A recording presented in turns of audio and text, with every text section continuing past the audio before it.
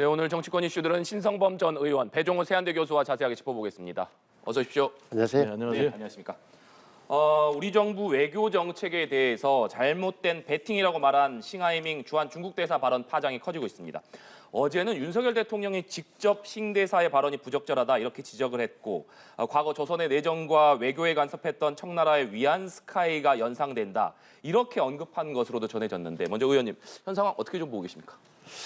이게 뭐 중국 분들이 중국의 외교관들이 저렇다는 사실을 알았지만 너무 노골적이고 공개적이었잖아요. 그러니까 유튜브 생방송되는 가운데 한국말로 10장이 넘는 종이를 준비하여 15분 동안 일방적으로 한국 정부의 외교 정책, 다시 말하면 한미 외교 노선, 안보 노선에 대한 총체적 공격을 한국말로 해제낀 거죠. 주재국을 향해서. 그러니까 저렇게 보면 굉장히 제가 보기엔 거의 협박, 위협 수준이었다고 느껴지고 전례가 없는 일은 맞는 거예요. 근데 왜 저럴까? 저 사람이 싱하이밍이 제가 듣기로는 아마 한국에 아마 3번째 근무일 텐데 뭐라 그럴까?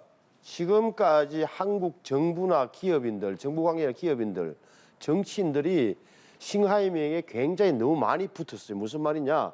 아쉬운 소리를 많이 하는 그런 사람으로 변해있었던 거예요. 싱하이밍이 처음에 3등 서기가 왔을 때는 아마 별일 없었을 텐데 그 후로 오면서 한국을 얕잡아보는 마음이 제가 보기에는 커졌다라고 생각이 되고, 그런 부분이 표출됐다. 그래서 대통령이 저렇게 말씀하신 것은 아마 제가 보기에는 적어도 개인적으로도 윤석열 대통령 개인적으로도 이 정도면 심한 것 아니냐 해서 좀 뭐랄까 쐐기를 박자는 차원에서 정확하게 이야기를 비공개 자리입니다 합니다만 한 것 아닌가, 저는 그렇게 느껴졌어요. 네, 교수님. 상당히 지금 우려되는 상황이죠. 1992년에 한중 수교가 있었고요. 지금 이제 한 30년 동안에 지금 최악의 한중 관계가 아닌가. 지금 위기감이 굉장히 짙어지는 그런 상황 아니겠습니까? 지금 이런 상황에서 윤석열 대통령까지 지금 싱하이밍 중국 대사 때리기에 나섰어요. 장관 그리고 총리에 이어서 이제 대통령까지 나섰는데, 지금 집권당에서는 외교적인 이제 기피인물로 지정해서 추방해야 된다라는 이제 그런 얘기까지 나오고 있는 상황에서 국가 원수, 국가 최고 지도자인 이제 윤석열 대통령까지 적절한 조치를 중국 측에 요구하고 나섰단 말이에요. 만약에 이제 중국 측에서 또 여기에 대해서 강하게 나온다면 이제 한중 관계가 파탄으로 갈 수밖에 없는 그런 상황인데, 다행히 지금 중국은 직접적으로 여기에 대해서 반박하거나 확전을 할 것 같지는 않아요. 그래서 제가 볼 때는 지금 상황에서는 양측이 좀 모두 자제할 필요가 있다. 그래서 한중 위기 관계를 좀 관리할 필요가 있지 않나라는 생각이 듭니다. 네, 말씀해 주신 대로 우리 정부에서는 적절한 조치를 중국에 요구했습니다만, 중국에서는 싱 대사에 대한 소환이나 교체 등의 조치를 아직까지는 취할 의사가 없다, 이런 뜻을 밝힌 것으로 좀 전해지고 있습니다. 그렇기 때문에 앞으로도 계속해서 중국 정부가 이런 입장을 취할 것이냐, 아무래도 싱 대사의 거취가 한중 관계에 계속해서 부담이 된다, 이런 얘기들이 나오고 있는 상황이기 때문에 중국이 이런 입장을 계속 유지할 수 있겠습니까? 우선 중국의 태도, 중국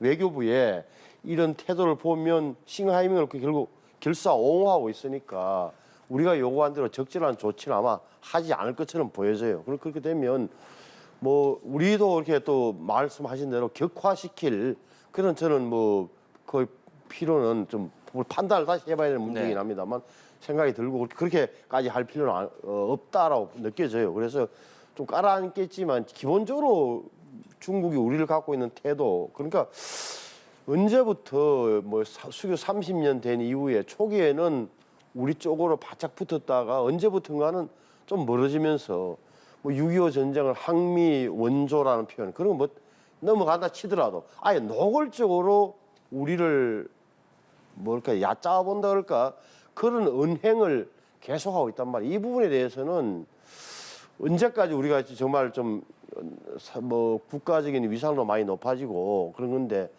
당해야 되냐는 생각은 온 국민 다 할 것 같아요. 다만 그럼에도 불구하고 중국하고 척을 져서는 또 안 된다는 게 경제 영역에서도 심각한 문제가 있을 수 있고 기업인들이 다들 부담스러운 대목이고, 또 하나는 저렇게 너무 이제 몰게 되면 중국이 안 그래도 북한 쪽으로 더 붙어버리면 북한 핵 문제를 그나마 해결하는 데서 지금 중국이 안 도와주지만 완전히 더 붙어버릴 경우에는 우리 입장에서는 또 전략적으로 손해를 하는 이런 판단도 우리 정부는 아마 하고 있는 것 아닌가라고 저는 느껴집니다. 네. 대담 처음에 말씀드린 대로 윤석열 대통령이 공개적인 자리는 아니었지만 이 싱대사가 위안 스카이가 떠오를 정도로 떠오른다는 얘기들이 있다. 뭐 이런 얘기들을 직접적으로 언급했기 때문에 실제적으로 싱하이밍 대사가 우리나라에서 아무 일도 없었다는 듯이 정상적으로 앞으로 외교 활동을 과연 할 수 있을 것이냐 이런 얘기들이 나오거든요. 외교가에서는 어떻게 보십니까? 네, 뭐 말씀하신 대로 윤석열 대통령께서 이건 내정 간섭이다. 그리고 저 구한말에 지금 위안스카이까지 얘기를 했기 때문에 상당 부분 싱하이밍 중국 대사의 외교적인 활동 공간은 좀 좁아질 것으로 보입니다. 지금까지는 우리나라 기업인들이 뭐 줄을 섰다고 그래요. 근데 지금 윤석열 대통령께서 적절한 조치를 얘기했는데 이 얘기는 사실상 징계 내지는 소환 내지는 교체를 요구하는 네. 그런 것이기 때문에 이런 상황에서 좀 본인의 입장이 상당 부분 위축될 것 같고 그렇다면 이제 중국이 어떤 선택을 앞으로 할 것이냐가 굉장히 중요한데 중국은 당장 확전을 하지 않겠다. 이 문제는 뭐 대대적으로 부각할 문제는 아니다라고 외교부 대변인이 밝혔어요. 그럼 이제 중국이 이걸 확전을 원하지 않는 이유는 당장 18일 날 미국의 토니 블링컨 미 국무부 장관이 중국을 방문해서 중요한 미중 간의 담판을 합니다. 이런 상황에서 지금 한중 관계 문제까지 국제적으로 번질 경우에 중국의 외교적인 역량이 분산될 수가 있다라는 그런 부분 하나. 그리고 특히 이제 중국의 전랑 외교, 늑대 전사 외교가 상당 부분 좀 문제시되고 있는 상황에서 한중 외교 문제가 계속해서 비화될 경우에는 중국의 이미지가 굉장히 나빠질 수 있다. 이런 것 때문에 그런데 기본적으로 지금 한중 간에 굉장히 좀 감정의 골이 양 국민 간에 안 좋지 않습니까? 그런데 이런 문제도 좀 감안을 해야 되는 네. 그런 상황. 그러면서도 또 한중 관계도 감안해야 되는 그런 상황 때문에 중국 정부는 이 문제를 확전하지 않는 대신에 싱하이민 대사에 대해서 어떤 징계 조치를 내리지는 않을 것으로 보여져서 그냥 시간 벌기 작전으로 나가지 않겠는가 이렇게 생각이 됩니다. 네. 윤석열 대통령이 원세계 이야기를 한 게 저게 뭐 국사를 배운 우리 다 아시는 대로 심상치 않은 대목이 있는 거예요. 그러니까 지금 중화인민공화국의 서울 대사관 자리가 원세계가 있던 바로 그 자리에 명동 저 자리가 그리고 역사를 보면 원세계가 한국에 와서 했던 역할이 구한말에 고종시대에 뭘 했습니까? 감국, 나라를 감독하는 감국, 조선 감국, 우리말로 흔히 말하는 조선 총독의 역할을 했어요. 그때 원세계 나이가 23살이었습니다. 그런 사람이 와서 한국을 좌지우지 이홍장의 부하로 따라와가지고 그러면서 한국을 어떻게 보면 나중에 우리 잘 아는 대원군을 중국에 억류하는 데 가장 큰 역할도 했고 이모군란 진압하고 청일전쟁에 패배할 때까지 한국을 쥐락펴락했던 인물이 원세계예요. 조선인 분들 여성 3명을 역사에 기록되어 있는 부분에 처벌 3명 드리고 있다. 조선집.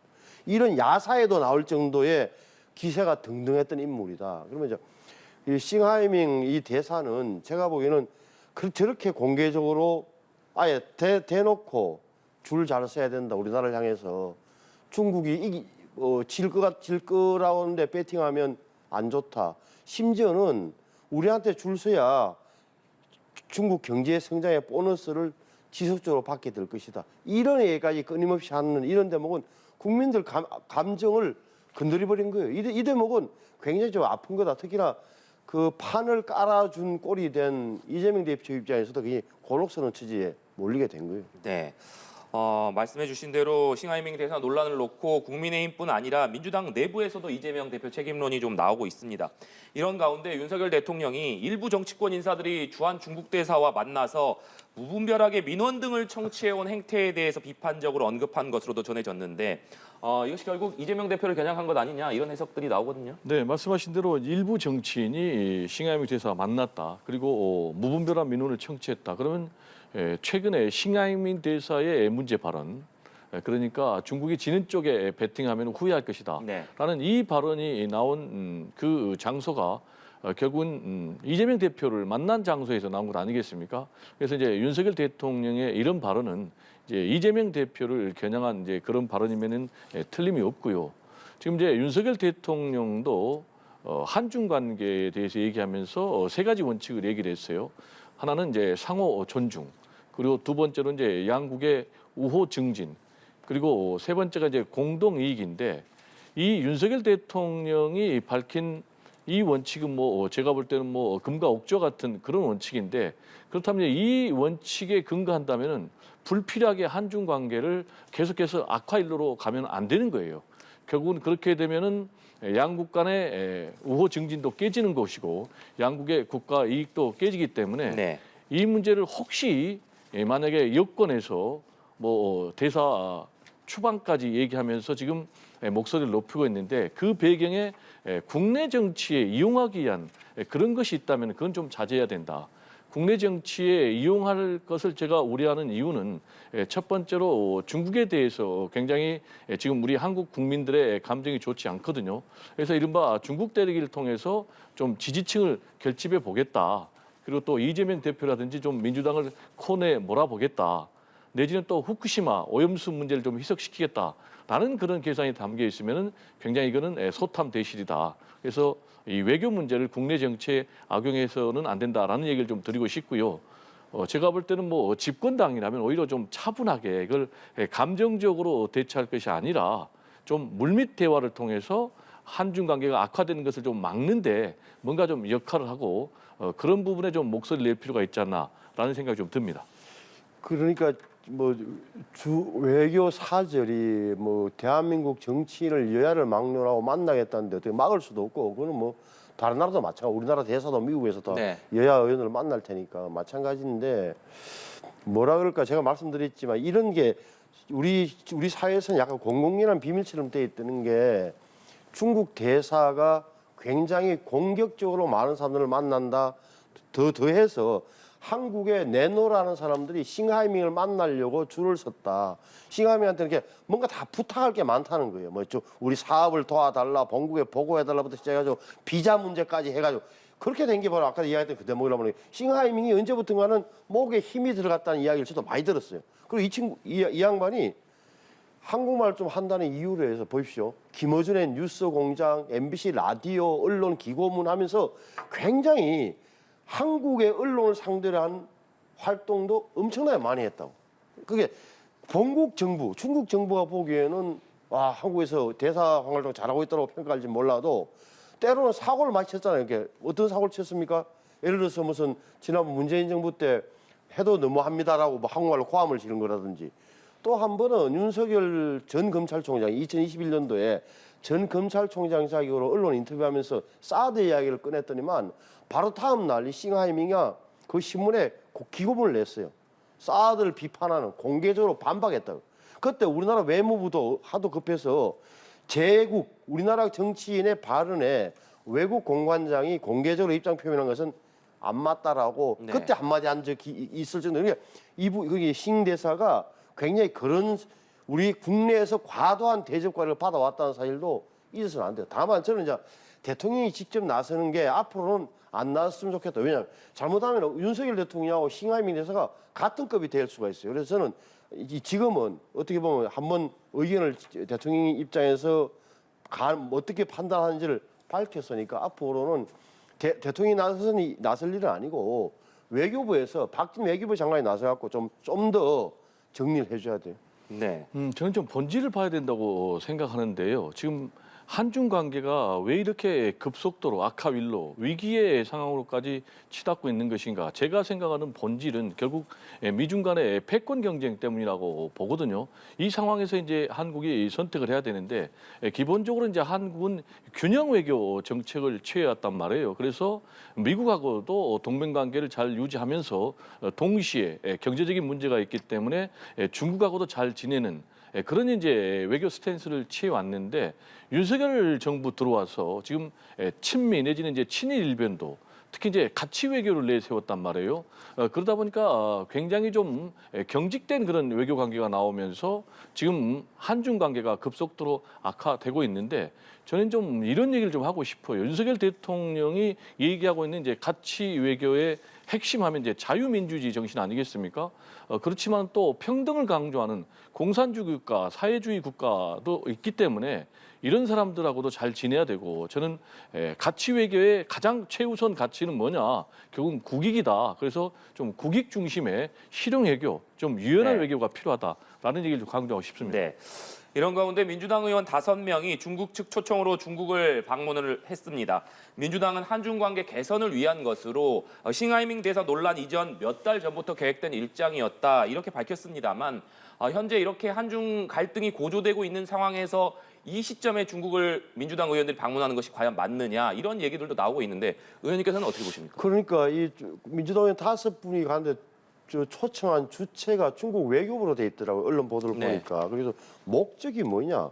중국 경제 현황을 살피러 간다는 게 목적이고 초청한 이유는 중국 쪽에서는 양국 경제 협력 방안을 한번 논의하자는 차원에서 야당 의원들을 초청했다고 하는데 뭐 중국의 노림수는 분명해 보여요. 그러니까 이재명 대표를 초청한 거라든지 야당 의원들을 이렇게 초청하는 이유는 결국은 좀 갈라치기다. 무슨 말이냐면은 야당을 통해서 혹은 야당의 입을 통해서 우리 윤석열 정부를 좀 견제 내지는 비판하자는 이런 의도가 분명히 깔려 있는 게 왜냐하면 중국은 제가 보기에는 앞으로 어떻게 나오느냐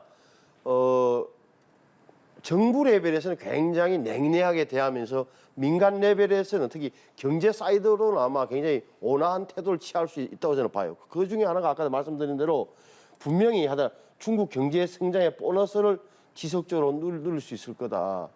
뭐 이런 거죠. 그러니까 민과 관을 어떻게 보면 좀 다르게 대하고 또 관 내에서도 또 야당을 통해서 우리 윤석열 정부의 약점을 공격하는 이런 접근 방법을 구사하고 있다. 여기에 대해서 뭐 야당 의원들은 아마 알 거예요. 알면서도 가서 이제 보는 건데 저는 뭐 야당은 이렇게 할 수도 있겠다고 생각이 들었어요. 다만 중국의 노림수를 알고 당하는 것과 모르고 당하는 좀 차원이 다른 문제다는 말씀을 드리고 특히나 이재명 대표가 제가 아쉬웠던 부분이 그게 이제 싱하이밍의 초청을 받아들였던 이유가 제가 보기에는 그 야당은 그래도 미국과 일본 일변도에 윤석열 정부 외교 노선은 있지만 우리 야당은 중국과 러시아도 중시한다는 사실을 보여주고 싶었을 때고 또 하나 후쿠시마 오염수 방류에 대해서 한중 공조를 하는 게 좋겠다 뭐 이런 나름의 판단에 갔을 텐데 싱하이밍이 적어도 싱하이밍이 그렇게 15분 동안 이야기할 때 어느 대목에서는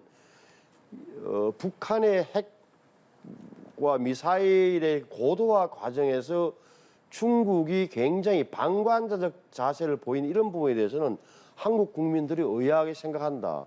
중국이 그만한 영향이 과연 없는 것인지 국민들은 오히려 대사님께도 묻고 싶어한다. 이런 식으로 중국 입장을 좀 더 강하게 요구했을 그런 필요한 부분이 있는데 그 이야기를 다 안 해버린 거예요. 그냥 집단 여행 허가지에서 우리 안 끼워주냐. 뭐 이거만 안 풀어주냐 이런 얘기만 했으니 굉장히 좀 아쉬운 거죠. 네, 교수님.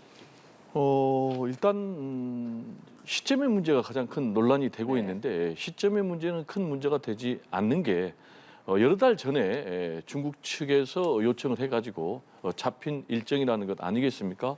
그래서 이제 싱하이밍 대사 발언하고는 전혀 상관이 없는 문제다. 뒤집에서 만약에 싱하이밍 대사의 발언이 문제가 되니까 그걸 이유로 약속된 중국 정부하고 약속된 일정을 만약에 민주당 의원들이 취소했다면 한중 관계가 더 악화되는 것 아니겠습니까?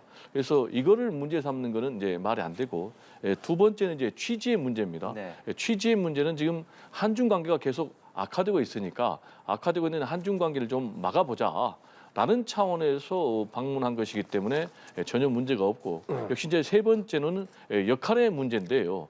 중요한 것은 지금 정부 간의 외교만 있는 것이 아니고 의원 외교도 있는 것 아니겠습니까? 그래서 한중 정부 간에 지금 굉장히 이렇게 악화일로를 치닫고 있는 이런 상황에서 오히려 민주당 의원들이 중국 정부를 방문해서 의원 외교 차원에서 한중 관계를 좀 개선시키는 쪽의 역할을 하면은 긍정적인 그런 부분이 있지 않나 이런 생각이 좀 듭니다. 네.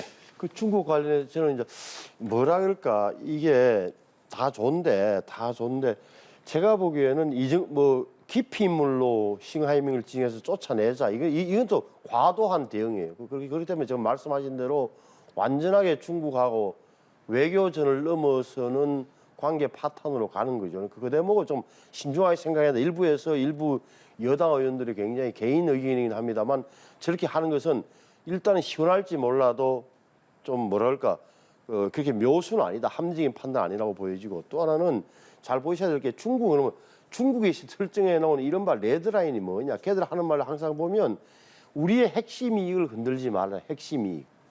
뭡니까 핵심 이익이 뭐죠? 걔들은 어떤 국가 제도 그러니까 뭐 사회주의에 대한 언급이라는 그다음에 영토 체제 이야기 손대지 말라. 그래서 항상 화를 많이 내는 게 뭐죠?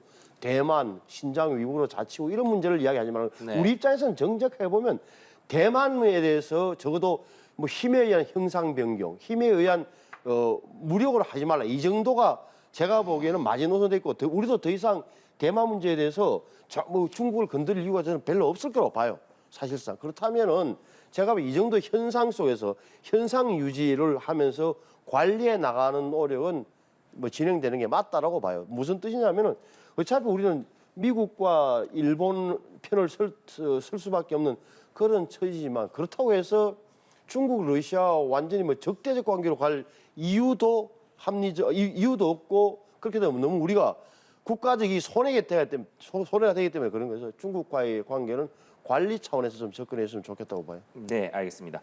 주제를 좀 넘겨보겠습니다. 어제 감사원이 문재인 정부 당시에 진행된 태양광 등 대규모 재생에너지 사업에서 비리 혐의를 적발했습니다. 오늘 윤석열 대통령이 당시 의사결정 라인 전반을 철저하게 조사하라 이렇게 지시를 했는데 이번 상황은 어떻게 좀 보고 계십니까, 교수님? 뭐 법을 위반한 부분이 있으면 당연히 수사해야 되고 수사 결과 또 위법한 부분이 있으면 당연히 처벌해야 되겠죠. 다만 이제 윤석열 정부 들어와서 감사원이라든지 경찰이라든지 또는 검찰을 동원한 이른바 통치를 하고 있다는 이제 그런 민주당 측의 반발과 비난이 굉장히 네. 높은 상황 아니겠습니까? 실제로 이제 감사원 같은 경우에 어떤 패턴을 보여주고 있냐면은 전 정부에 대해서 전면적인 감사, 뭐 심지어는 뭐 백신까지 하고 있고 지금 문제가 되고 있는 뭐 태양광 에너지 이런 부분도 하고 있는데 그 다음에 이제 감사원에서 고발하면은 검찰이 수사하는 네. 그리고 이제 전 정부 고위직 인사들을 사법 처벌하는 이제 그런 수순을 가고 있는데 이것도 역시 그런 패턴이 아닌가. 우리가 되고 있기 때문에 정치적으로는 감사가 이루어지고 정치적으로 수사가 이루어진다는 이런 부분에 대해서도 좀 여건도 한번 깊이 성찰할 부분이 있다라는 얘기를 좀 드리고 싶습니다. 네, 의원님. 감사원이 해야 될 일을 하는 거죠. 그러니까 문재인 정부 시절에 뭐 탈원전 그다음 바로 나온 게 신재생에너지 확대 정책으로 해서 시골로 가면은 경상도, 전라도 할 것들 전부 다 태양광이 꽉 찼어요. 그래서 뭐 일부 불가피한 측면도 있겠지만 결국은 보면 이런 게 보조금 사업이라는 게 정부 보조금이 그러면 줄줄 샜다. 심지어는 관련 공무원들이 그 정책을 주도하고는 본인 또는 친지의 명의로 사업을 해서 결국은 정부 보조금을 다 먹었다. 뭐 이런 거잖아요. 이렇게 되면 이건 단순히 감사원의 감사 대상이 될 수밖에 없다. 지금 보면은 심지어는 로비를 받았던 당시 산업통상자원부의 과장은 2년 후에는 그 회사 개인 업체에 어떻게 보면 민간 업체에 대표로 가 있더라. 이 정도는 뭐 엄청난 네. 모랄 해저 차원을 넘어서는 부패 혐의까지 있는 거죠. 그러니까 저는 뭐 당연하다. 감사원이 당연히 감사를 할 만했다. 그리고 대통령이 지시하기는 정확하면 당시 의사결정 라인 왜 이렇게 태양광에 지난 정부에서 이렇게 힘을 쓰게 됐는지 그 과정을 한번 살펴보라고 어떻게 지시했죠? 공직기강 비서관실은 네. 공직기강 비서관실은 수사하는 게 아니라 감찰하는 기관이니까 아마 공무원들을 상대로 다시 한번 더 조사를 하고 그 결과에 따라서는 수사로 가거나 아마 또 감사원에도 감사를 받거나 이렇게 이어지지 않을까 싶습니다. 네. 저는 이제 두 가지 점에서 좀 부적절하다고 보는 게요. 당연히 감사에서 문제가 있으면은 수사기관에 고발하고 수사하는 것 아니겠습니까?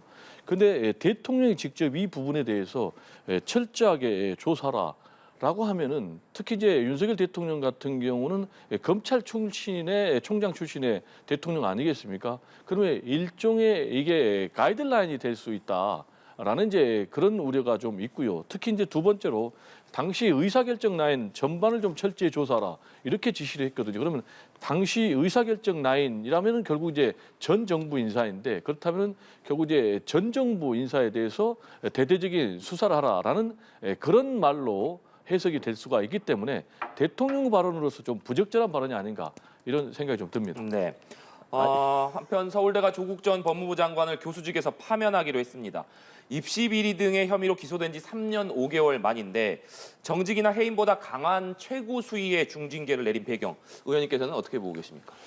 아무래도 서울대학교의 총장이 바뀐 게 현실적으로 가장 큰 영향을 미쳤을 겁니다. 그러니까 지난번 오세정 총장 제 기억이 맞다면 그 네. 시절에 분명히 징계를 늦춰가지고 교육부에서 오 총장에 대한 징계하라고 서울대에 요청한 적이 있었고 그게 안 했어요. 안 했는데 유홍림 총장인가요? 바뀐 다음에 아마 다시 정리를 한 것처럼 보이는데 좀 많이 늦은 거잖아요. 그러니까 1심 판결이 2월 달에 나왔잖아요. 2월 달. 그런데 지금 다시 이제 결정이 교원 징계위원회 서울대 교수기 때문에 거기서 결정이 나면 넉 달 뒤에 나왔다. 그 사이에 그러니까 지난번에 직위 해제됐는데 서울대 교수에서 직위 해제됐는데 직위 해제를 강의는 안 했지만 징계 최종 결정이 내려지기까지는 아마 제가 듣기로는 1억 원 이상 아마 조국 전 교수는 이제 전 교수인데 급여를 받아간 건 아닌가 싶고 그 강의를 안 하면서 징계 해제 때문에 그런 느낌에서 서울대 일 처리가 굉장히 늦어졌던 거죠.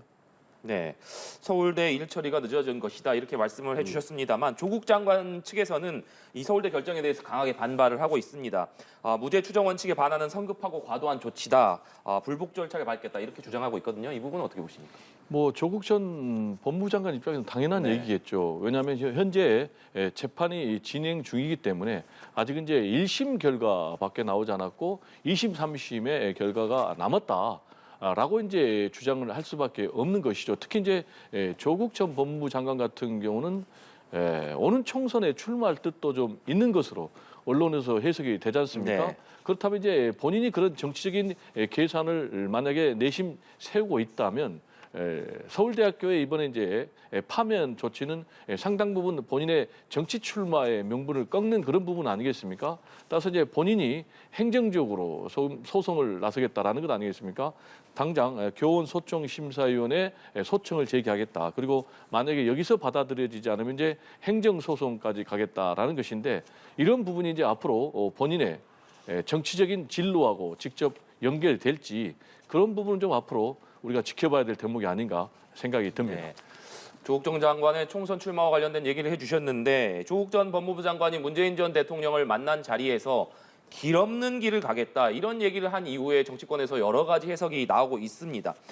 민주당 내에서는 조국 전 장관이 총선에 출마할 경우에 또다시 조국의 늪에 빠질 수 있다 이런 신중한 의견과 함께 정치적인 공간을 열어줘야 되는 것 아니냐 이런 여러 얘기들이 나오고 있는데 교수님께서는 조 전 장관이 총선 출마를 할 것으로 보시는지 또 총선 출마를 만약에 결정한다면 어떤 방식 그러니까 어느 당을 소속을 할 것인지 아니면 무소속을 할 것인지 뭐 어떤 방향이 가능할 것이라고 전망하십니까?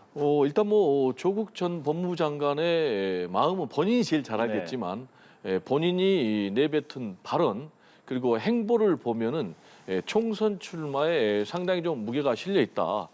구체적으로 본인의 발언이 뭐 나침반 없는 길을 가겠다라는 이제 그런 메시지를 내놨지 않습니까? 그것도 지금 뭐 문재인 전 대통령의 평산 책방에 가가지고 네. 뭐 책방 자원봉사하면서 던진 말이기 때문에 이거는 이제 일종의 정치적인 메시지로 해석이 되고요. 그 정치적인 메시지는 결국 이제 총선에 출마해서 본인에 대한 여러 가지 명예를 회복하겠다라는 이제 그런 뜻으로 해석이 되고요. 그럼 이제 결국은 본인이 총선에 출마한다면 어느 지역이 되겠는가라는 것과 관련해서는 지금 구체적으로는 뭐 부산 지역하고 그리고 또 관악 지역구가 거론이 되고 있는데 본인 입장에서는 민주당 공천을 받아서 가는 것이 가장 좋은 길이겠죠. 네. 정치적인 세력과 외투를 입어야 되는 것이기 때문에 그렇지만 이제 민주당 내에서도 지금 뭐 강경파, 온건파에 따라서 조국 전 장관의 총선 출마에 대해서 입장이 갈리는 것 아니겠습니까? 그러나 전체적으로 보면 조국 전 법무부 장관이 이 총선에 민주당의 옷을 입고 출마할 경우에는 기본적으로 민주당의 총선 전략이 현 정권 심판론을 내세워야 되는데 정권 심판론의 기조가 조국 심판론과 섞여가지고 흔들릴 수 있다. 그래서 좀 반대하는 기류가 높기 때문에 과연 예외 조항을 통해서 조국 전 법무장관을 민주당이 구제할 수 있을지 그런 부분 좀 상당히 확률적으로는 좀 쉽지 않아 보입니다. 네. 의원님께서는 조국 전 장관의 총선 출마 여부 어떻게 보시는지 궁금하고 또 조국 전 장관과 함께 관심을 모으고 있는 것이 박근혜 정부 당시에 민정수석을 했던 우병우 전 수석입니다. 우병우 전 수석의 총선 출마설이 나오고 있는데 국민의힘에서는 여기에 대해서 확실하게 좀 선을 긋고 있는 모습이거든요. 이 배경은 어떻게 보시는지 궁금합니다. 우선 뭐 조국 씨가 뭐 조국 씨 입장에서는 좋은 거죠. 그러니까 무슨 말이냐. 길 없는 길 한마디 했더니 막 이렇게 방송마다 이야기를 해주잖아요. 뭐 뜻이 뭐냐.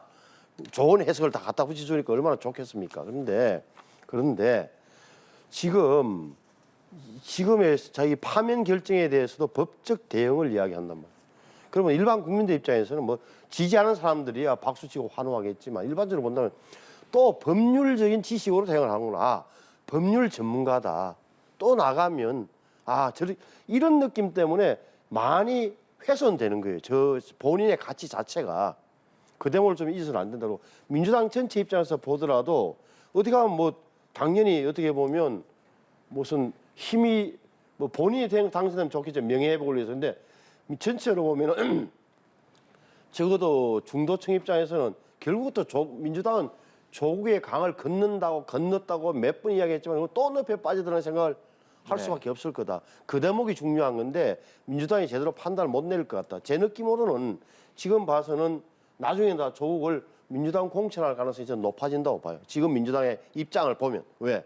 윤석열 대통령이 반대하는 모든 사람은 강하게 반대하면 할수록 뭐 어떻게 보면 영입한다든지 그럴 가능성이 높기 때문에. 두 번째, 우병우 전 수석 문제는 저는 뭐 지금 당 분위기를 모르기 때문에 잘 모릅니다. 다만 고향, 영양, 영덕, 봉화, 울진, 영주 거길 텐데 거기야 워낙 뭐 좀 보수 색채도 강하고 아마 박근혜 전 대통령에 대한 향수도 있기 때문에 무속으로 나오면은 뭐 누구는 당선된다 그러고 그래도 아닐 거다 뭐 이런 판단이 좀 있는 것 같은데 네. 저는 그걸 알 수 없습니다. 그런데 우리 국민의힘 입장에서는 다시 우병우라는 인물이 한 번 더 국민의힘의 중심 축인 양 TK직에서 부각되는 것은 결코 좋은 모습은 아니죠. 전체로 보면. 네, 알겠습니다. 오늘 두 분 말씀 여기까지 듣도록 하겠습니다. 지금까지 신성범 전 의원, 배종호 세한대 교수와 얘기 나눠봤습니다. 오늘 말씀 고맙습니다. 네, 감사합니다.